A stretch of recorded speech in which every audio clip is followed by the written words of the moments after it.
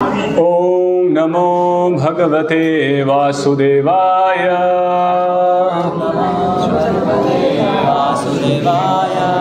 ओम नमो भगवते वासुदेवाय।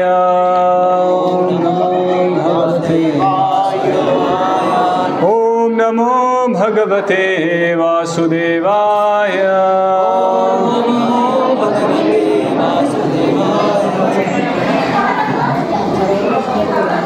तो अभी हम हरे कृष्णा थोड़ा सिर्फ दर्शन कीजिए, थोड़ा शांति से दर्शन कीजिए। अभी थोड़ी कथा होगी तो कुछ देर। तो अभी हम सुबह की कक्षा में भगवान नाम की महिमा के ऊपर चर्चा हुई थी। अभी हम भगवान के रूप के ऊपर चर्चा करेंगे। तो आज पूरे दिन भर में भगवान के नाम, रूप, गुण, लीलाओं, सेवाओं के ऊपर चर्चा होगी। दिन भर प्रवचन चलेगा। तो अभी भगवान की रूप की महिमा क्या है उस पे हम देखेंगे। तो भगवान कृष्ण जो अवतार हैं या साक्षात भगवान है, तो इनकी विशेषता ये है, बाकी अन्य विष्णु अवतारों में, नारायण अवतारों में भगवान कृष्ण की एक विशेषता है। कई बार लोग सोचते हैं कि कृष्ण, नारायण, विष्णु तो सब एक ही हैं, तो इसमें भेद क्या है। लेकिन भगवान कृष्ण जब इस रूप में आते हैं, जो नटवर वपु है ना, एक बहुत ही जवान, एक बहुत ही रिलैक्स्ड है ना, ऐसा कोई ऐश्वर्य प्रकट नहीं करते हैं। भगवान एक वृंदावन के गांव के एक बच्चे के रूप में अवतार लेते हैं, है ना, और वृंदावन में लीलाएं करते हैं। तो भगवान का जो ये रूप है जो वृंदावन में भगवान प्रदर्शित करते हैं, है ना, ये बहुत अत्यंत रहस्यमयी रूप है। और इसको ये इतना रहस्यमयी रूप है कि इसको समझने के लिए बड़े बड़े देवी देवता भी समझ नहीं पाते हैं। जब वृंदावन में गोवर्धन लीला हुई, जब इंद्रदेव ने प्रयास किया कि सारे वृंदावन को हम जलाशय में डुबा देंगे, इतना बारिश करेंगे, इतना तूफान करेंगे, पूरे वृंदावन को खत्म कर देंगे, तब भगवान कृष्ण उस समय कितने उम्र के थे? 11 साल, 10-11 साल के थे। उस समय भगवान कृष्ण ने पूरा का पूरा गोवर्धन पर्वत अपने कानी उंगली पे उठा लिया। तो इंद्र क्यों नहीं समझ पाए कि ये जो बच्चा है, ये कृष्ण, ये कोई साधारण बच्चा नहीं है, ये तो साक्षात परम ब्रह्म है। वो नहीं समझ पाए। उनको लगा ये जो साधारण बच्चा है, ये लोगों को बहका रहा है ना। तो लेकिन जब इंद्र ने देखा कि ये कोई सामान्य बच्चा नहीं है, तो साक्षात भगवान है, तो फिर इंद्र माफ़ी मांगने आए, है ना, अपने सुरभि गाय को लेकर के भगवान से माफ़ी मांगने आए। तो इस तरीके से जब इंद्र भ्रमित हो सकता है भगवान के इस रूप को समझने के लिए, है ना, इंद्र भी नहीं समझ पाए। उसी तरीके से ब्रह्मा भी भागवत में आप सुनेंगे, तो ब्रह्मा भी एक बार विमोहित हो गए। उन्होंने देखा कि ये बच्चा जो है, सब कहते हैं कि यही भगवान है, यही परम ब्रह्म है, तो इसको थोड़ा सा मैं टेस्ट करता हूँ, इसकी परीक्षा लेता हूँ।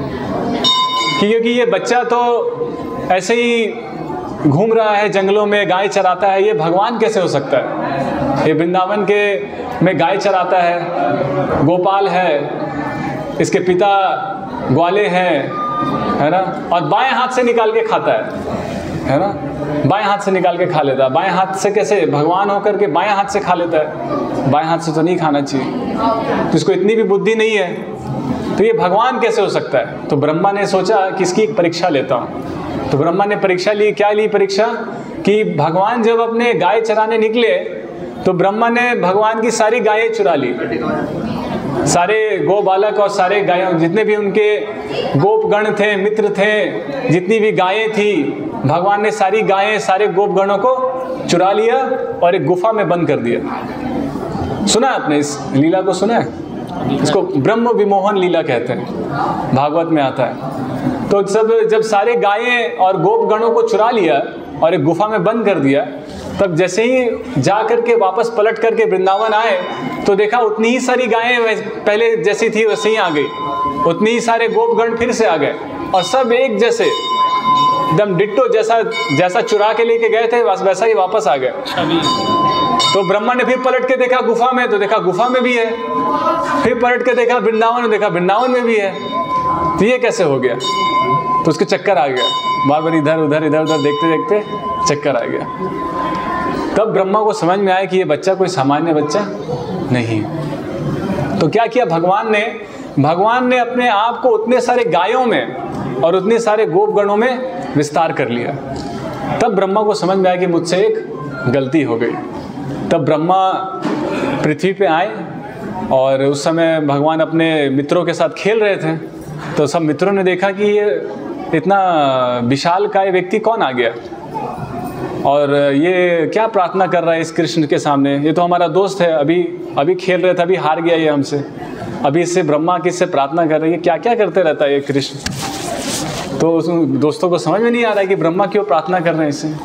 तो भगवान क्या करते हैं कि भगवान जब लीलाएं करते हैं तो भगवान की दो शक्तियां हैं, एक योग माया है, एक महामाया है। योग माया है राधा रानी और महामाया कौन है? दुर्गा, है ना। तो जो महामाया शक्ति है वो जेलर है, जेलर। एक देश में जेलर होता है ना, ये महामाया जेलर है। जितने भी विद्रोही जीवात्माएं हैं जिनको भगवान की सत्ता का विद्रोह है कि हमको ईश्वर बनना है, वही कृष्ण ही क्यों लीलाएं करेगा, वही कृष्ण ही क्यों भोग करेगा, हम भी ईश्वर बनेंगे, हम भी लीलाएं करेंगे, हम भी गोपियां, हम भी रास लीला करेंगे, इस तरीके से उसको भी इच्छा है। तो उन विद्रोही जीवात्माओं को इस भौतिक संसार में रखा जाता है। जिस तरीके से कभी कभी बच्चा जिद करता है, पिताजी कार चलाते हैं तो बच्चा जिद करता है, पिताजी मुझे भी कार चलाना है। अब पिताजी क्या करे? अब पिताजी एक झापड़ मार देंगे तो बच्चा नाराज हो जाएगा, रोने लगेगा, और उसको कार हाथ में दे देंगे तो एक्सीडेंट कर देगा। या फिर अगर गोद में बैठा करके खाली दिखावे के लिए स्टीयरिंग दे दे तो धोखा देना हो जाएगा, धोखा दे रहे हैं। तो पिताजी क्या करें? ना धोखा दे सकते हैं, ना स्टीयरिंग दे सकते हैं, एक्सीडेंट कर देगा, ना तो मार सकते हैं, नहीं तो और रोने लगेगा, बोले अन्याय हुआ है। तो पिता क्या करते हैं? उसको एक खिलौने वाली गाड़ी ला के दे देते हैं कि लो इसको बैठो और चलो, है ना, तो खुश हो जाता है।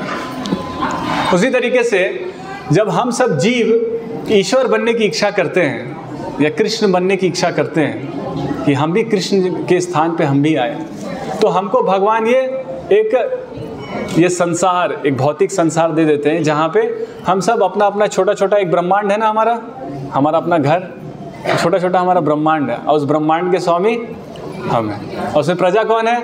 हमारी पत्नी, हमारे बच्चे, ये सब हमारी प्रजा है, और वहाँ के ईश्वर हम बन जाते हैं। तो इस तरीके से भगवान हमको एक मौका देते हैं ईश्वर बनने का, है ना।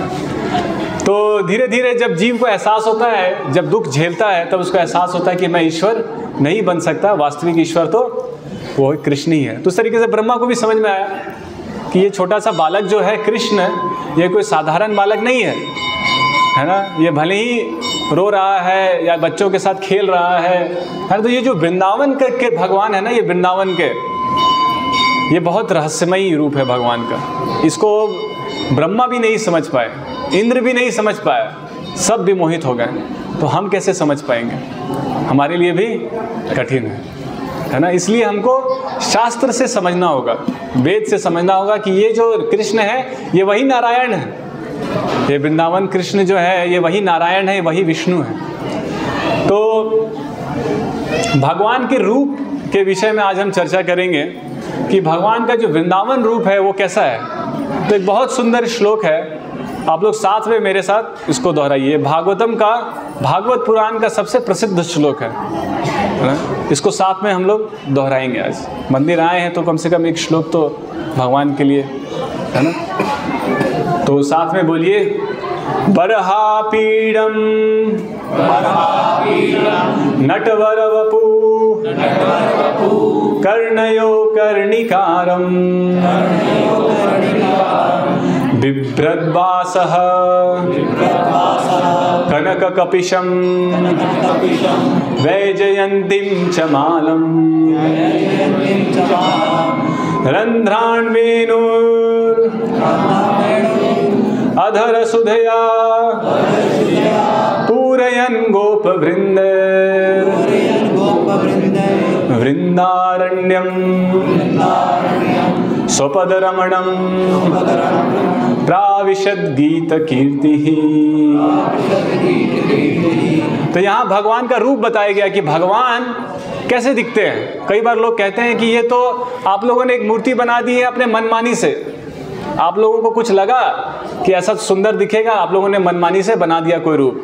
लेकिन ये कोई हमने मनमानी से नहीं बनाया ये रूप, ये श्रृंगार जो हमने किया है भगवान का, ये कोई अपने मन से नहीं किया है, ये शास्त्र में, शास्त्र से इस रूप को बनाया गया है। शास्त्र वेद क्या कहते हैं, भगवान का रूप कैसा है।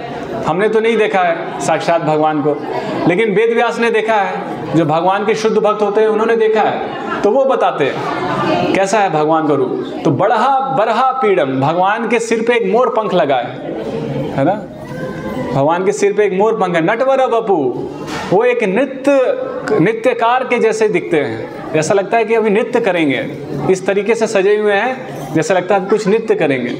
नटवर वपु कर्णयो कर्णिकारम, उसके कानों में एक कर्णिकार फूल है, ब्लू कलर का, नीला कलर का एक फूल है लगा हुआ। बिभ्रद्वासा कनक कपिशम वैजयंतीं च मालम, बिभ्रद्वासा कनक कपिशम, उनके जो कपड़े हैं वो स्वर्ण रंग के, पीले स्वर्ण रंग के, इसलिए कई पीताम्बर भी कहते हैं ना भगवान को। तो भगवान के जो कपड़े हैं वो पीले रंग के हैं। और क्या है, वैजयंतीं च मालम, उन्होंने एक वैजयंती फूल की माला पहनी हुई है, ठीक है। रंध्राण वेणुरधर सुधया पूरयन् गोप वृंदर, उन्होंने एक बांसुरी पकड़ के रखी है, उनके हाथ में क्या है, एक बांसुरी। ये अपनी कल्पना से हमने नहीं उनके हाथ में दे दिया है, ये शास्त्रों ने बताया है, शुद्ध भक्तों ने बताया कि भगवान के हाथ में क्या है, एक बांसुरी है। और उस बांसुरी की छेद में भगवान अधर सुधया, अपने अमृत जैसे श्वास को उसके रंध्रान, उसके छिद्रों में डाल रहे हैं, है ना। पूरयन् गोप वृंद, उसको भर रहे हैं, अपने श्वासों को उस बांसुरी में भर रहे हैं, उससे मधुर ध्वनि निकल रही है। उसके बाद बताया है वृंदारण्यम सपद रमणम प्राविशद गीत कीर्ति। तो भगवान इस रूप में मोर पंख लगा करके, हाथ में बांसुरी लेकर के, पीताम्बर वस्त्र पहन करके कहाँ निकले हैं, वृंदारण्यम, वृंदावन के जंगलों में निकले हैं। किसके साथ, अपने गो बालकों के साथ, गोपगणों के साथ, है ना। गोप वृंदर, गोप वृंद के साथ वृंदावन में प्रवेश कर रहे हैं। और स्वपद रमणम प्राविशद गीत कीर्ति, और सारे गोपगण कृष्ण की महिमा गा रहे हैं, और कृष्ण गायों को लेकर के आगे बढ़ रहे हैं, और सारे उनके मित्र उनकी महिमा गा रहे हैं। इस तरीके से वृंदावन बहुत महत्वपूर्ण है, क्योंकि स्वपद रमणम, क्योंकि वहाँ पे भगवान के पद चिन्ह पड़े हैं, इसलिए वृंदावन का रज बहुत महत्वपूर्ण है, क्योंकि उस रज पे भगवान के पद चिन्ह पड़े हैं। तो भगवान के रूप की 6 विशेषताएं बताई गई हैं। भगवान विष्णु, नारायण और कृष्ण में क्या भेद है, तो उसमें 4 भेद बताए गए हैं। पहला भेद है लीला माधुरी, कि भगवान कृष्ण की जो लीलाएं हैं बहुत मधुर हैं। ऐसी लीलाएं नारायण या विष्णु प्रकट नहीं करते हैं, है ना। वृंदावन में जो मधुर लीलाएं करते हैं नारायण करते हैं। नारायण तो बस एक राजा, विष्णु एक राजा के रूप में खड़े हैं। नारायण के रूप में उनका कोई सेवक उनके ऊपर कूद सकता है, नहीं कूद सकता, लेकिन कृष्ण के साथ हो सकता है ना। कृष्ण के मित्र कृष्ण के ऊपर ही कूद जाते हैं और उनको ही हरा देते हैं, और फिर उनको दंड भी देते हैं, है ना। तो कृष्ण का रूप ऐसा है। लीला माधुरी, बहुत मधुर लीलाएं हैं भगवान की, है ना। और रूप माधुरी, भगवान का रूप बहुत मधुर है। ऐसा रूप किसी अवतार का नहीं है, किसी देवी देवता का ऐसा रूप नहीं है कि मोर पंख लगा करके और बांसुरी लेकर के, है ना, एक लंपट बच्चे की तरह घूम रहे हैं। लग ही नहीं रहा है कि भगवान है। ब्रह्मा भी कंफ्यूज हो जा रहे हैं कि भगवान है, ऐसा लंपट क्यों है ना, ऐसा भगवान होकर के इस तरीके से क्यों करता है। तो ब्रह्मा भी कंफ्यूज हो जाते हैं। तो ये रूप माधुरी, कि भगवान का रूप बहुत ऐश्वर्यवान नहीं है, रूप मधुर है, बहुत ऐश्वर्य नहीं है, ऐसा कोई गहने जेवर नहीं है, लेकिन मधुर है, बहुत बहुत सुंदर है। तो लक्ष्मी जी भी जब कृष्ण, भले ही वो विष्णु के साथ रहती हैं, लेकिन जब वो भगवान का कृष्ण रूप देखती हैं तो लक्ष्मी जी भी मोहित हो जाती है, शिव जी भी मोहित हो जाते हैं। भागवत ने बताया कि शिव जी भी जब कृष्ण रूप देखते हैं तो वो भी प्रार्थना करते हैं कि मैं भी गोपी बन करके भगवान के साथ लीला करूं, मैं भी रास लीला करूं। तो भगवान गोपी बन करके रास लीला करते हैं वृंदावन में। शिव जी भी गोपी बन करके आते हैं। उसी तरीके से लक्ष्मी जी भी आती है, लेकिन लक्ष्मी जी को रासलीला में प्रवेश नहीं मिलता है, क्योंकि वो अपना ऐश्वर्य छोड़ नहीं पाती है ना। लक्ष्मी जी का बहुत ऐश्वर्य है ना, तो लक्ष्मी जी अपना ऐश्वर्य छोड़ नहीं पाती है। और भगवान की लीलाओं में प्रवेश करने के लिए जिस तरीके से गोपियों ने अपना सर्वस्व त्याग करके कृष्ण की शरण में आई, तब कृष्ण ने स्वीकार किया, है ना। लेकिन लक्ष्मी जी को अपने ऐश्वर्य से बहुत लगाव था, तो लक्ष्मी जी को रासलीला में प्रवेश नहीं दिया गया। तो ये कृष्ण भगवान के अवतार की विशेषताएं हैं। तो 6 विशेषताएं यहाँ पे बताई गई है। तो भागवत में जब भगवान कृष्ण चाणूर मुष्टिका, जब कंस से लड़ने गए थे मथुरा, तो जब कंस से लड़ने गए थे तो वहाँ पे कंस से लड़ने से पहले सारे पहलवानों को भेजा गया कृष्ण और बलराम से लड़ने के लिए। तो चाणूर मुष्टिका उसमें से 2 पहलवान थे। तो जब मथुरा के वासियों ने देखा कि ये छोटे छोटे कोमल बालकों से इतने राक्षस जैसे लोग लड़ने आए हैं, ये तो अन्याय है ना। लड़ाई तो समान शक्ति से होती है ना, ये कैसी लड़ाई है जिसमें एक राक्षस जैसा व्यक्ति एक छोटे बालक से लड़ेगा, तो ये तो अन्याय हुआ है। तो इस तरीके से वहाँ पे लोग बहुत दुखित थे, और लोग वहाँ पे जो भी ब्रजवासी थे वो सब कोस रहे थे कि हमें क्यों ये दर्शन हो रहा है, ऐसा अन्याय का दर्शन हमें क्यों हो रहा है। वो वृंदावन की गोपियाँ बहुत भाग्यशाली हैं, कम से कम उनको जो दर्शन होता है कृष्ण रूप का, वो तो ये रूप का दर्शन नहीं होता है जहाँ कृष्ण ऐसे खतरनाक स्थिति में है। ये रूप का दर्शन तो अच्छा नहीं है। वो वृंदावन की गोपियाँ बहुत भाग्यशाली है, क्योंकि वहाँ पे उनको वो वृंदावन चंद्र का दर्शन होता है ना। ये ऐसा विभत्स दर्शन नहीं होता है कि जहाँ पे कृष्ण के जान को खतरा है। तो वहाँ पे जो ब्रजवासी वहाँ बैठे थे, उस जो युद्ध हो रहा था उस वहाँ पे ऑडियंस के रूप में बैठे थे, वहाँ कहते हैं गोप्यस्तपः किमचरन् यदमुष्य रूपं लावण्य सारम सुमृद्धवम अनन्य सिद्धम दृग्भि पिबन्त्य अनुसवाभिनवं दुरापम एकांत धाम यशसः श्रिय ऐश्वरस्य। तो यहाँ पे ब्रजवासी एक दूसरे से कहते हैं कि इन गोपियों ने क्या तपस्या की। गोप्य तपस् किम, गोपियों ने क्या तपस्या की थी। किम अचरन यदमुष्य रूपम, की उनको वो इतना सुंदर रूप देखने को मिला। हमारे जैसा दुर्भाग्य नहीं था कि ऐसा विभत्स स्थिति में कृष्ण को देख रहे हैं। तो गोपियों ने क्या तपस्या की थी कि उनको इतना सुंदर रूप देखने को मिला। श्याम सुंदर मुरलीधर गिरिवरधारी, है ना, ये रूप देखने को मिला। तो रूप क्या था, वो जो वृंदावन का रूप है जिसको आज हम दर्शन करने आए हैं, तो वो रूप कैसा है। लावण्य सारम, उसकी 6 विशेषताएं हैं। पहला विशेषता है लावण्य सारम, सारी मधुरता उस रूप में समाई हुई है ना? सारा प्रेम, सारी मधुरता, सारा आनंद को अगर रूप देना हो तो वो ये रूप है कृष्ण का। सारे आनंद का को अगर रूप देना हो, सारे प्रेम को, सारी मधुरता को रूप देना हो तो वो कृष्ण का रूप है। लावण्य सारम। और क्या है, असम ऊर्ध्वम, उस रूप से ज्यादा कोई रूपमान नहीं हो सकता। असम ऊर्ध्वम, उसके समान कोई नहीं हो सकता, उससे अधिक कोई नहीं हो सकता। असम कोई समान नहीं है, ना ऊर्ध्वम कोई उससे आगे नहीं हो सकता है ना।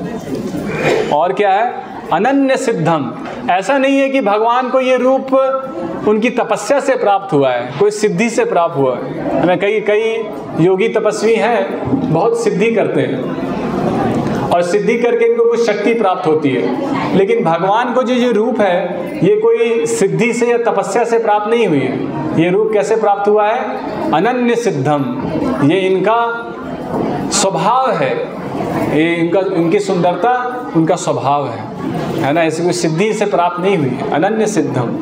दृग्भी पिबंत अनुसवा अभिनवम दुरापम। और ये रूप ऐसा है कि जब इसको ग्रहण करते हैं, इसको कैसे ग्रहण करना है? दृग्भी पिबंत, अपनी आँखों से इस रूप को पीना है। जब हम इस रूप को देखते हैं तो इस रूप को अपनी आँखों से हमें ग्रहण करना है। और उसके बाद क्या होगा? अभिनवम, ये रूप ऐसा है कि जितनी बार आप इसको देखते हैं उतनी बार ये नया प्रतीत होता है, फ्रेश प्रतीत होता है। ऐसा नहीं कि अरे पिछले बार तो आए ही थे इस्कॉन मंदिर, देख ही तो लिया, इस बार कहीं और चलते हैं, इस बार चलते हैं गोवा, बीच घूम के आएंगे, ताजमहल देख के आएंगे। अब यहाँ तो देख लिया इस्कॉन मंदिर, अब ताजमहल देख के आएंगे। नहीं, तब आपने देखा नहीं भगवान का रूप, तब हमको दर्शन नहीं हुआ। क्योंकि जो भगवान का वास्तविक रूप देखेगा वो ताजमहल और कुतुब मीनार देखने नहीं जाएगा, वो तो राधा कृष्ण को ही देखने आएगा, है ना। क्योंकि उसको उसी रूप में उसको नया नया प्रतीत होगा, है ना, नए नए आनंद प्रतीत होंगे उस रूप में। तो यहाँ लिखा है अभिनवम, अभिनवम दुरापम। और ये रूप का दर्शन करना बहुत दुर्लभ है, सबको दर्शन नहीं होता है। किसको दर्शन होता है? प्रेमांजन चूरित भक्ति विलोचनेन, जिसके आंखों में प्रेम का अंजन लगा है, जो भोग का अंजन लेके आया है, भगवान हमको ये दे दीजिए, भगवान बेटे को नौकरी लगा दीजिए, पति का प्रमोशन करा दीजिए, बीमारी ठीक कर दीजिए, है ना। जैसे लगता है भगवान यहाँ बैठे हैं हमारे सुख साधन के लिए, पर्ची काटने के लिए। किसका किसका क्या है, सबका पर्ची वहाँ, सब अपना अपना पर्ची जमा कर दो, भगवान उसको करके भेज देंगे। हमारे सेवक है ना भगवान, हमारी सेवा करने के लिए बैठे हैं, है ना। तो ये हमारी बुद्धि ऐसी है ना। हमको भव रोग है ना, हमको इस संसार का रोग है, हमको इस संसार में भोग करने का रोग है। तो इसलिए हम भगवान को भी अपना सेवा में लगाना चाहते हैं। भगवान को भी हम अपना सेवक समझते हैं और उसके लिए उसका सेवा देने आते हैं। देखो अब तुम्हारा ये सेवा है, अगले सैटरडे तक हो जाना चाहिए। लेकिन वो भगवान है, हमको समझना चाहिए। हम जिसके पास आए हैं वो कौन है? वो भगवान है। हमको उसको सेवा देना है, उससे सेवा लेना नहीं है ना। हमको उसको सेवा देना है। तो दुरापम, इसको बहुत कठिन है इस रूप को दर्शन करना। क्यों कठिन है? क्योंकि सबके आंखों में प्रेम का अंजन नहीं है। सबकी आंखों में काम, क्रोध, लोभ, मोह, ये है ना, यही सब, ईर्ष्या, द्वेष, इन सब से हमारी आंखें ग्रसित हैं। तो प्रेमांजन चुरित भक्ति विलोचना संता सदैव हृदयेषु विलोकयन्ति। लेकिन जो संत है, जिसकी आंखों में प्रेम का अंजन लगा है, वो सदैव अपने हृदय में उस श्याम सुंदर मुरलीधर रूप का दर्शन करता है, सदैव अपने हृदय में दर्शन करता है ना। तो इसलिए हमको प्रेम से भगवान का दर्शन करना है ना। एकांत धाम यशसः श्रिय ऐश्वर्यस्य, एकांत धाम, भगवान सारे ऐश्वर्य के धाम है। सारा ऐश्वर्य, जो भी सुंदरता, शक्ति, ज्ञान, बल, है ना, ये जो ऐश्वर्य, 6 प्रकार के ऐश्वर्य बताए गए हैं। ज्ञान एक ऐश्वर्य है, बल एक ऐश्वर्य है, सुंदरता एक ऐश्वर्य है ना, ज्ञान एक ऐश्वर्य है। तो ये सब 6 प्रकार के ऐश्वर्य बताए। वैराग्य एक ऐश्वर्य है। तो भगवान इन 6 ऐश्वर्यों के धाम है। ये सारा ऐश्वर्य, भगवान सारी सुंदरता के धाम है। सारी सुंदरता भगवान में समाई हुई है। इसलिए जब हम मंदिर आते हैं तो हमको ये ज्ञान अगर होगा तो ही हमको चीज़ें दिखेंगी। नहीं तो अज्ञानता में आएंगे तो देखेंगे कहाँ से सेल्फी लेंगे तो बढ़िया सेल्फी आएगा। थोड़ा देखो तो बेटा, तुम उधर देख के आओ, थोड़ा देखना सेल्फी कहाँ से लिया जाए, है ना। तो बस यही ढूंढते रहेंगे कहाँ अच्छा सेल्फी मिलेगा, कहाँ अच्छा सेल्फी मिलेगा। हम भगवान को नहीं देखने आए, हम अपने आप में ही व्यस्त हैं। अपने आप में ही हम व्यस्त हैं, अपनी सुंदरता को देखने में व्यस्त हैं, दूसरे को दिखाने में, और खुद उसको फोटो खींच के देखो, हाँ बड़ा सुंदर दिख रहे हैं, है ना। तो भगवान की सुंदरता से कब हम आकर्षित होंगे? जब हम अपना ही फोटो खींचते रहेंगे दिन भर, तो भगवान की सुंदरता से कब आकर्षित होंगे? तो क्यों? ज्ञान नहीं है। अभाव किस चीज़ का है? ज्ञान का है। अज्ञानता के कारण व्यस्त हैं इस शरीर में, जबकि पता है ये शरीर नश्वर है, लेकिन इसी को सजाने में व्यस्त है। नहलाने, धुलाने, सजाने, खिलाने, पिलाने, सुलाने में पूरा दिन चला जाता है। और मंदिर आते हैं तो भी वही काम करते हैं। तो मंदिर में हमको वो काम नहीं करना है, मंदिर में भगवान का दर्शन करना है। दर्शन कैसे होगा? ज्ञान से। तो ये ज्ञान समझिए। तो एकांत धाम यशस्स श्रिय ऐश्वर्यस्य। तो भगवान का जो दर्शन हम करते हैं, तो भगवान का दर्शन करते समय भगवान का दर्शन कैसे करना है? भगवान के चरणों से भगवान का दर्शन करना है। डायरेक्ट भगवान का मुख मंडल को दर्शन नहीं करना है। भगवान का दर्शन कैसे करना है? चरणों से होते हुए, जांघों से होते हुए, कमर से होते हुए, वक्षस्थल से होते हुए मुख का दर्शन करना है, मुखमंडल का, मुखारविंद का दर्शन करना है। ये तरीका है भगवान के दर्शन करने का। तो भागवत ने बताया है कि कैसे भगवान का दर्शन होना चाहिए।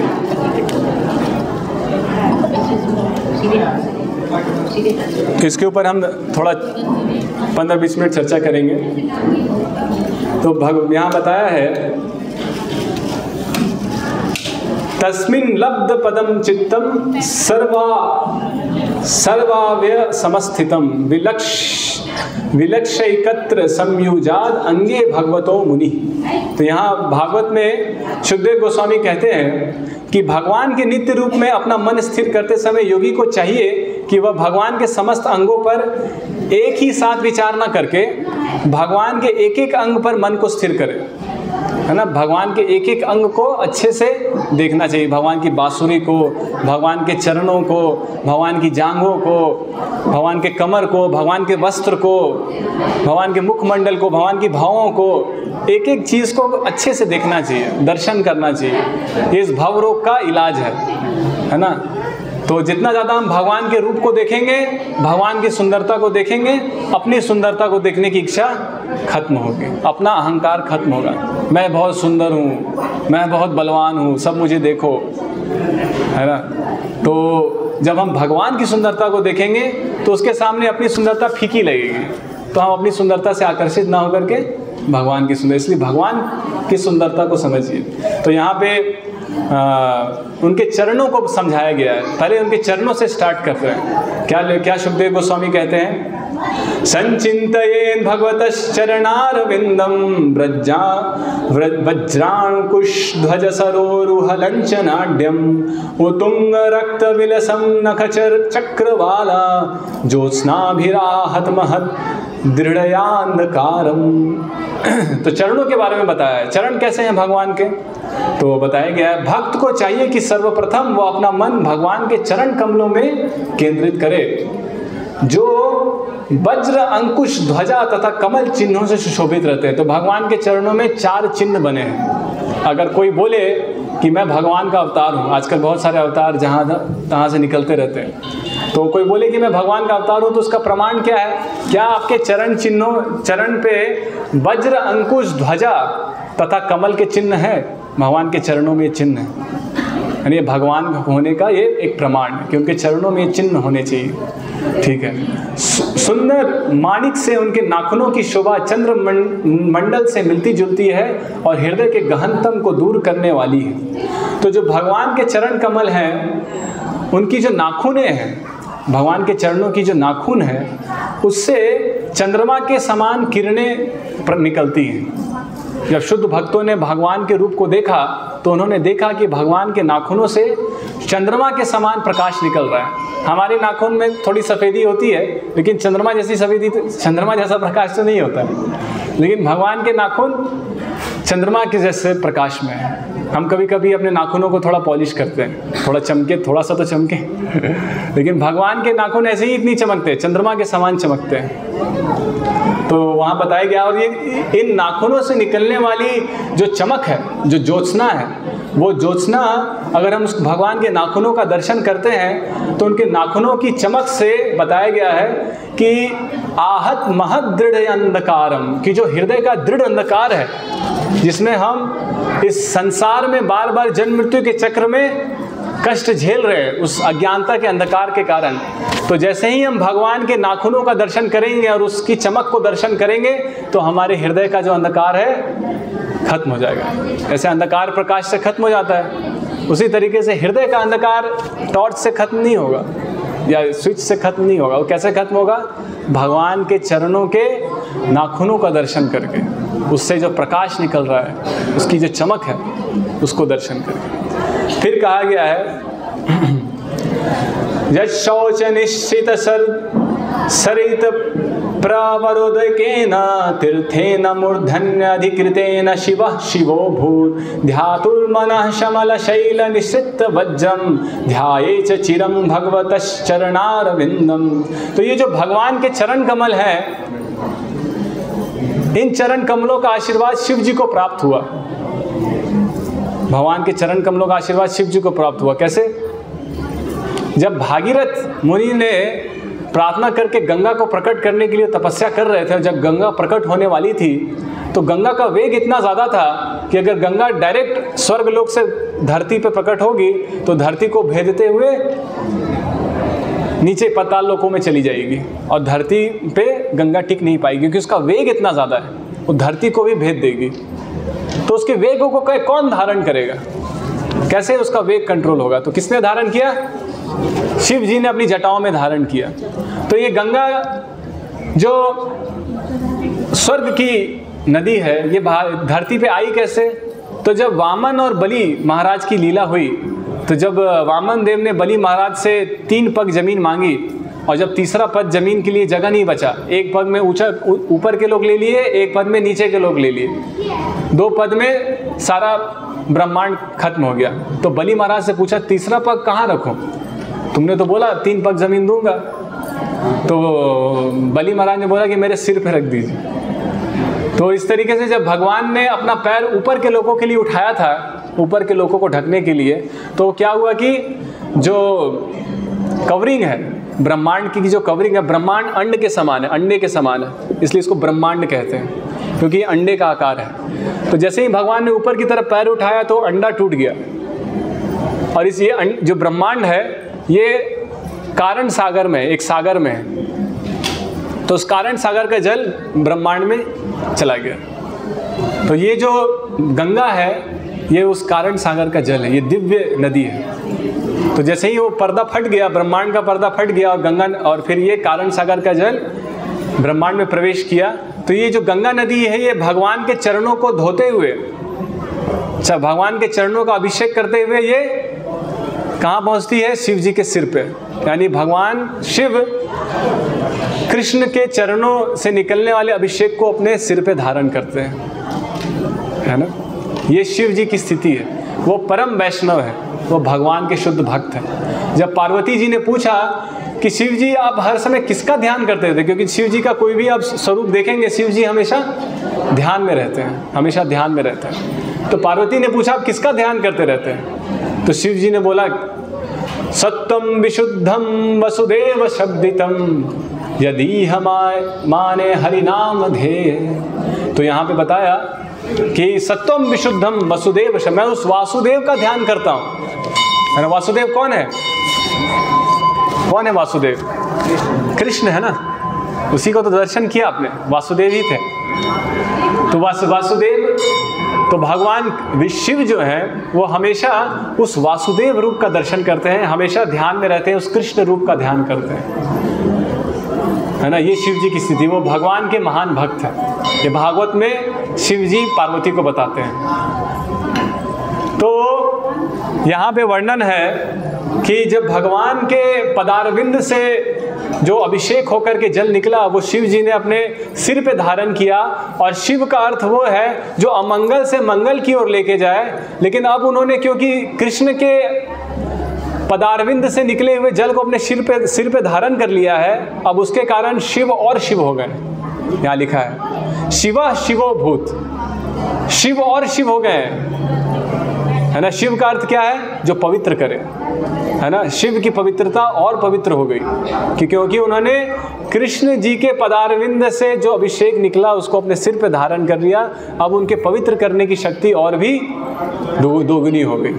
फिर कहते हैं कि ये जो भगवान के चरणारविंद का दर्शन हम करते हैं तो उससे जो हमारे मन में पापों का पहाड़ है, मन हमेशा कुछ ना कुछ पाप वृत्ति सोचते रहता है, उसकी टेंडेंसी ये है। मन हमेशा कुछ ना कुछ भोग, कुछ ना कुछ पाप का योजना बनाते रहता है। तो यहाँ कहा गया है कि ध्यातुर, जब आप ध्यान करते हैं भगवान के चरण कमलों का, ध्यातुर मनः शमला शैल निरस्त वज्रम, कि जिस तरीके से इंद्र अपने वज्र से असुरों का नाश कर देते हैं, उसी तरीके से भगवान के चरण कमलों का ध्यान उस वज्र के समान है, जो कि हमारे मन में पापों के पहाड़ को नाश कर देगा। भगवान के चरण कमलों का स्मरण किसके समान है? इंद्र के वज्र के समान है, इतना शक्तिशाली है ना। लेकिन अगर उसका स्मरण प्रेम से किया जाए, है ना, औपचारिकता से नहीं कि हम मंदिर में आए हैं तो थोड़ा सा देख लिया तुरंत, थोड़ा सा इधर देखा तुरंत, फिर नहीं, थोड़ा समय दीजिए, थोड़ा अच्छे से दर्शन कीजिए। दर्शन ही करने आए ना, मंदिर में क्यों आते हैं हम? दर्शन ही करने आते हैं ना, एक दूसरे को देखने तो नहीं आते हैं। तो संसार में बहुत लोग हम देख ही रहे हैं दिन भर एक दूसरे को, लेकिन मंदिर क्यों आते हैं? भगवान को दर्शन करने। तो आप एक बार नोटिस कीजिएगा कि जब मंदिर आते हैं तो कितना सेकंड भगवान को देखते हैं, बस देखा और तुरंत सिर घूम जाता है। तो नहीं, थोड़ा ठहर करके आराम से, है ना। आंखों को आदत नहीं है भगवान का दर्शन, आंखों को तो आदत है संसार का दर्शन करने की, तो आंखों को आदत दिलाइए, थोड़ा उसको रुकवाइए, है ना। तो ये हमारी बीमारी की दवा है। हमारी जो बीमारी है ना, काम क्रोध लोभ ईर्ष्या द्वेष, ये वो बीमारी की दवा है। ये वो वज्र है, इंद्र का वज्र है, वो भगवान का चरण कमल इंद्र का वज्र है, सारे पापों को खत्म कर देगा। जितने दुख है जीवन में क्यों है? इन पापों के कारण ही दुख है ना। जो पाप हमने इकट्ठा किया है पूर्व जन्मों में, इसी के कारण तो दुख झेलते हैं। तो अगर पाप खत्म हो जाएंगे तो दुख खत्म हो जाएंगे। और पाप खत्म कैसे होंगे? चरण कमलों का दर्शन करके, है ना। ध्याये चिरम भगवतश्चरणारविंदम। चिरम, थोड़ा समय देना है। चिरम मतलब लंबे समय तक दर्शन करना होगा। इसलिए प्रभु जी मैं तो आया था दर्शन करके, कुछ हुआ तो नहीं। कहाँ कुछ हुआ? वैसे ही जीवन तो वैसे ही है, काम क्रोध लोभ वैसे ही है। हर दिन आता हूँ मंदिर में दर्शन करने चला जाता हूँ। तो दर्शन सिर्फ 2 मिनट के लिए नहीं होगा। ये जो भगवान की छाप अपने हृदय में लेके जाएंगे, इसी छाप को 24 घंटे स्मरण करना होगा। ये जो भगवान का विग्रह दर्शन करके आप गए, तो इस छाप अपने दिमाग में छाप लेकर के जाइए और इस छाप को अपने दिमाग में स्मरण कीजिए। ऐसा नहीं कि बस वो 2 मिनट में काम तमाम हो गया, नहीं। क्या लिखा है? ध्याये चिरम, ध्यान चिरम होना चाहिए, लंबे समय तक ध्यान होना चाहिए। तब जाकर के क्या होगा? मनः शमल शैल निरस्त। जो शमल शैल है, शैल मतलब पहाड़, शमल मतलब पाप, तो जो पाप का पहाड़ है ये निरस्त हो जाएगा जब चिरम ध्यान करेंगे, लंबे समय तक ध्यान करेंगे, है ना। चिरम काल तक ध्यान करना होगा। फिर अब यहाँ पे बताया जा रहा है भगवान के काफ मतलब जो चरण कमल से ऊपर ये भाग होता है ना, ये भाग, उसके बारे में बताया जा रहा है। जानुदयम, इसको जानु कहते हैं संस्कृत में, इस भाग को जानु कहते हैं। जानुदयम जलजलोचनया जनन्या लक्ष्म्याखिलस्य सुरवंदितया विधातु पूर्वोर्निधाय करपल्लवरोचिषायत संलालितं हृदि विभोरभवस्य कुर्यात्। तो जब हम भगवान के इस भाग को स्मरण करते हैं तो हमको कि कैसे स्मरण करना है? आपने वो पिक्चर देखा है जब लक्ष्मी जी भगवान के पाँवों को मसाज करती हैं, है ना। तो भगवान के इसी भाग का मसाज को दबाती है। तो हमको उस रूप को दर्शन करना है कि लक्ष्मी जी भगवान के पैरों के इस भाव का मसाज कर रही है ना। तो लक्ष्मी जी कौन है? लक्ष्मया अखिलस्य सुरवंदिताय विधातु।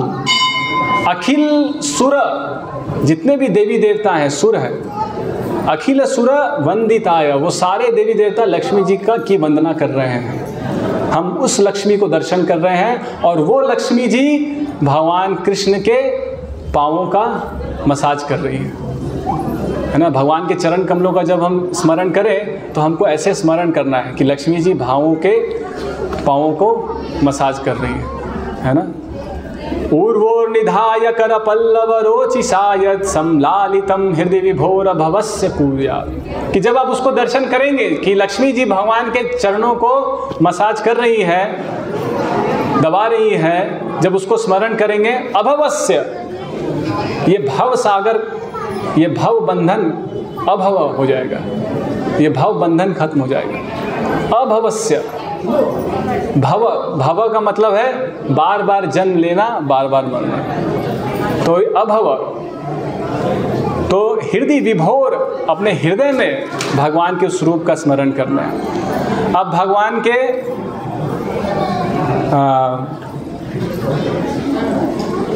जांघों, अभी हम यहाँ तक पहुँचे, इस तरीके से हमको धीरे धीरे ऊपर जाना है। जब भगवान का दर्शन करते हैं तो इस तरीके से धीरे धीरे ऊपर जाना। अब भगवान की जांघों को दर्शन करना है। भगवान की जांघों को कैसे दर्शन करना है? उरु सुपर्ण भुजयोरधिशोभमान ओजो निधि अतसिका कुसुमाव भासो व्यालंबी पीत वरवास वाससी वर्तमाना कंची कलाप परिरंभी नितंब बिंबम। तो ये भागवत पुराण से हम पढ़ रहे हैं, है ना, ये कोई साधारण चीज़ नहीं है, शास्त्र के वचन है, ध्यान से सुनिए। तो जांघों का दर्शन कैसे करना है कि जब भगवान गरुड़ पे सवार होकर के, अब उस रूप को स्मरण कीजिए। अभी हमने क्या क्या रूप देखा? एक तो रूप देखा कि भगवान के चरण कमल तो ऐसे हर रूप में दिखते हैं। दूसरा रूप, इस भाग को स्मरण करने के लिए लक्ष्मी जी जब पैर दबा रही है तो ये भाग का दर्शन होगा। दूसरा, जांघों का दर्शन कब होगा? जब भगवान गरुड़ पे सवार होते हैं। यहाँ वो फोटो नहीं है। भगवान गरुड़ पे जब सवार होते हैं तो भगवान की जांघें और अच्छे से दिखती हैं, क्योंकि गरुड़ पे जांघ फैला करके भगवान बैठते हैं तो भगवान की जांघें दिखती हैं, है ना। तो हमको वो रूप का स्मरण करना है जब भगवान गरुड़ पे विराजमान होते हैं। तो यहाँ पे लिखा है जब भगवान गरुड़ पे सवार होते हैं तो भगवान की जांघें कैसी हैं? भगवान की जांघों पे एकदम पीला वस्त्र, एकदम पीला वस्त्र, स्वर्ण के समान पीला, स्वर्ण से भी ज़्यादा, लेकिन उससे ज़्यादा चमकदार चीज़ का हमको अनुभव नहीं है, तो हम स्वर्ण का उदाहरण ले रहे हैं, उससे ज़्यादा का हमको अनुभव नहीं। तो स्वर्ण के समान एकदम चमकता हुआ वस्त्र भगवान अपने जांघों पे धारण करते हैं, और भगवान के कूल्हों पे, है ना, एक लाल कलर का वस्त्र लपेटा रहता है, एक लाल कलर का, एकदम रक्त के समान लाल कलर का वस्त्र भगवान की कमर पे, कूल्हों पे भगवान का ये वस्त्र लपेटा रहता है। कंची कलाप परिरंभी नितंब बिंबम। तो यहाँ पे बताया गया है कि जब भगवान के जांघों का दर्शन कर रहे हैं, ध्यान में योगी को अपना मन भगवान की जांघों पर स्थित करना चाहिए, जो समस्त शक्ति की आगार है। वे असली के फूलों की कांति के समान सफ़ेद नीली हैं, और जब भगवान गरुड़ पर चढ़ते हैं तो ये जांघें अत्यंत भव्य लगती हैं। तो ये जांघें और सुंदर हो जाती हैं जब भगवान गरुड़ पर सवार होते हैं, और भगवान की जांघें खुल करके बाहर दिखती है। जब खड़े रहते हैं तो जांघें नहीं दिखती है ना, अच्छे से नहीं दिखती है, लेकिन जब भगवान गरुड़ पर सवार होते हैं तो जांघें और अच्छी से फैली हुई दिखती हैं। तो वो रूप का हमको स्मरण करना है, भगवान की जांघों का स्मरण करने के लिए, ठीक है। योगी को चाहिए कि वो भगवान के गोलाकार नितंबों का ध्यान धरे, जो करधनी से घिरे हुए हैं, और यह करधनी भगवान के एड़ी तक लटके पितंबर पर टिकी हुई है। तो भगवान के कूल्हों पर एक करधनी लपेटी हुई है लाल कलर की, उस करधनी का स्मरण करना है, भगवान के कूल्हों को का दर्शन करना है। वो कूल्हे लाल कलर के कपड़े से ढके हुए हैं। अब भगवान के नाभि का दर्शन करना है ना। अब यहाँ कमर तक आ गए, अब नाभि, नाभि बहुत महत्वपूर्ण है, क्योंकि ये पूरा ब्रह्मांड कहाँ से आया है? भगवान के नाभि से ही आया है ना। भगवान के नाभि से ही कमल का फूल निकलता है और ब्रह्मा का जन्म होता है ना। तो यहाँ पे लिखा है भगवान की नाभि के बारे में,